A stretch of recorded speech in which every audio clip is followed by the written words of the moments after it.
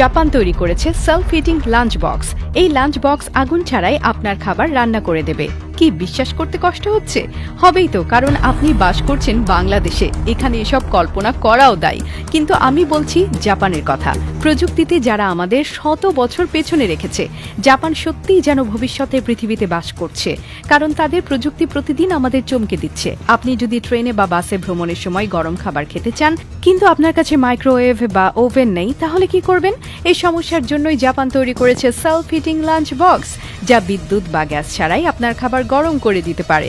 সাধারণত আমরা যখন বাসা থেকে খাবার নিয়ে বের হই, তখন কিছুক্ষণের মধ্যেই সেটা ঠান্ডা হয়ে যায়, ফলে সেই খাবারের স্বাদ নষ্ট হয়ে যায় এবং খাবার ইচ্ছাও কমে যায়। কিন্তু জাপানের এই অদ্ভুত প্রযুক্তির লাঞ্চ বক্স সেই সমস্যা দূর করে দিয়েছে।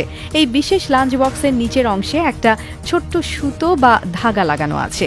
যখন আপনি সেই সুতো টানবেন, তখন কিছুক্ষণের মধ্যেই আপনার খাবার নিজে থেকেই গরম হতে শুরু করবে। এটি কিভাবে কাজ করে? আসলে এই লাঞ্চ বক্সের নিচে একটি বিশেষ কেমিক্যাল কম্পার্টমেন্ট থাকে, যেখানে ক্যালসিয়াম অক্সাইড এবং পানি রাখা থাকে। যখন আপনি সুতা টানেন, তখন এই দুটি উপাদান একে অপরের সঙ্গে প্রতিক্রিয়া করে, যার ফলে তীব্র তাপ উৎপন্ন হয়। এই তাপ খাবারকে দ্রুত গরম করে দেয় এবং আপনি কয়েক মিনিটের মধ্যেই গরম খাবার খেতে পারেন, একদম ওভেন বা স্টোভে গরম করা খাবারের মতো। এই প্রযুক্তিটি শুধু ট্রেনে বা বাসে ভ্রমণের জন্যই নয়, বরং এটি অফিস, ক্যাম্পিং এবং দূরপাল্লার ভ্রমণের জন্য অত্যন্ত কার্যকর। অনেক সময় আমরা এমন জায়গায় থাকি যেখানে গরম করার জন্য কোনো ওভেন বা চুলা থাকে না। সেক্ষেত্রে এই সেলফ হিটিং লাঞ্চ বক্স এক অসাধারণ সমাধান হতে পারে।